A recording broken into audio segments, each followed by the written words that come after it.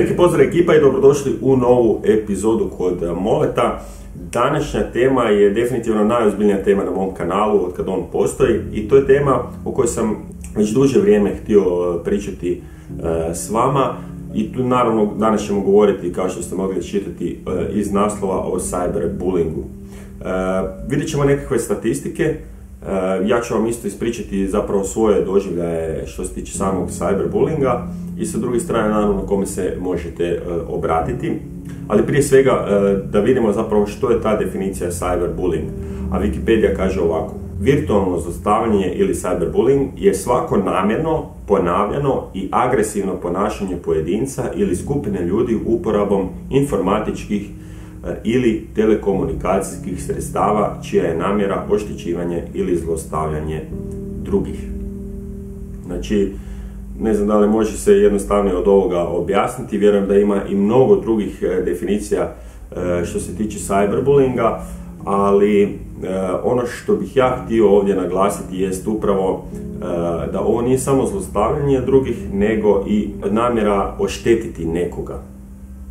Jako puno sam se susreo sa djecom koja su zapravo se došla preko roditelja obratiti meni i o takvim slučajevima zapravo budem vam rekao nešto malo kasnije, jer htio bih sa vama podijeliti zapravo statistike koliko je zapravo opširna tema sam cyberbullying danas među djecom i mladim. Fascinantan podatak je to da gotovo 2/3 djece u dobi od 9 do 17 godina uvijek može pristupiti samom internetu. Znači, ne gotovo uvijek ili nekad, nego uvijek može pristupiti samom internetu i statistika kaže da najčešće je to putem mobitela ili smartfona, što je naravno normalno jer danas gotovo svako dijete ima mobitel. Naravno i roditelj želi imati nadzor na svojim djetetom kada nije doma, tako da većina djece zapravo ima mobitele i za razliku od kada sam ja bio dijete, odnosno ne dijete, nego kada smo bili već tinejdžeri, mi kada smo imali mobitel, jako rijetko da je netko imao, ali kada je netko imao mobitel, onda niste imali, užasno su bile spore veze i niste imali pristup internetu toliko. Danas, odnosno današnja situacija se uvelike promijenila. I ono što uvijek govorim kada me pitaju za to što se tiče samog interneta, što se tiče samog cyberbullyinga, najbolja stvar je to da internet vam pruža toliko puno mogućnosti, dobrih mogućnosti. Znači, na internetu možete naučiti sve i svašta, i naravno za dobrobit sebe ili možda za dobrobit nekoga drugoga, ali opet sa druge strane postoje naravno i ljudi koji će to koristiti za zlouporabu nekoga drugoga. Da li je to skupina ljudi ili pojedinac, nažalost tu dolazi taj cyberbullying do izražaja. Još jedna zanimljiva činjenica jest upravo ta da tokom radnog tjedna djeca i mladi koriste dnevno internet otprilike neka 2 sata. Naravno, to vrijeme se povećava što se tiče samog vikenda, ali malo poražavajuće jest statistika upravo da 11% ispitanika koristi internet dnevno 7 ili više sati. Najčešća uznemirujuća iskustva kod djece i mladih su upravo primanje povređujućih poruka ili neprimjerenog sadržaja. I druga stvar je ta da su dosta često izostavljani iz grupe ili aktivnosti na samom internetu. Ovakva statistika je dosta poražavajuća, to i sami moramo priznati, ali naravno tu i jesmo zato da pričamo upravo o cyberbullyingu i kako poboljšati ovu situaciju. Ono što najčešće dobivam pitanje jest gdje su roditelji, znači zašto nemaju veći nadzor ili 100 drugih stvari. Naravno, slažem se sa takvim stavom, jer naravno odgoj počinje od samih roditelja, odnosno od kuće, ali sa druge strane nećete vjerovati opet kada smo upitali roditelje, oni su rekli da, odnosno 2/3 roditelja smatra da djeca bolje barataju internetom nego oni, odnosno da se bolje koriste. Što je, ako mene pitate, to je činjenica, vjerujem da je to istina. ali to ne znači da upravo taj nadzor ne bi trebao biti bolji ili što više veći.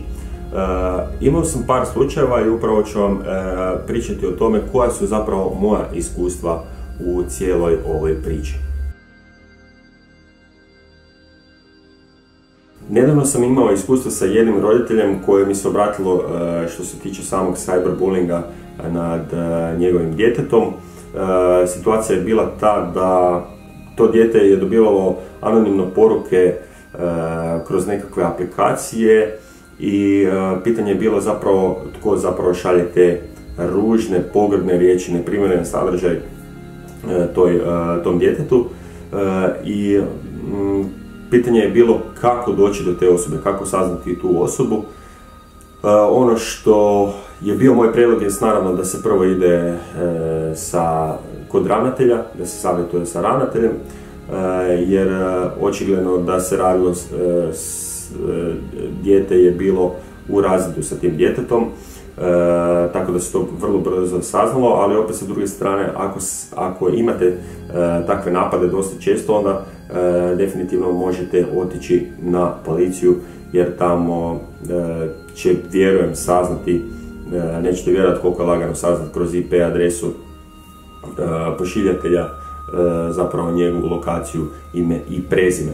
Tako da tu situaciju smo riješili i dijete koje je zapravo slalo poruku, njegovi roditelji nisu apsolutno ništa imali pojma, tako da su i tu situaciju riješili roditelji međusobno, naravno, a sa druge strane nije bilo nikakvih kaznenih prekršaja, jer ne znam koliko ste upoznati, ali to je kazneno djelo, znači mogu vas kazniti, nije zezancija, ljudi, ovo stvarno nije zezancija, tako da uvijek možete imati zapisano nešto da do kraja svog života da ste radili gluposti dok ste još bili djeca. Neki to misle da je pošalica, neki misle da je to zezancija ili nekakav prank, ali opet sa druge strane takve stvari mogu definitivno utjecati na osobu koju su te poruke poslane. Ono što isto tako želim pričati zapravo o sebi, kako sam ja doživio cyberbullying. Ima tu više, ima i dan danas cyberbullying kod youtubera je definitivno prisutan više nego ikad.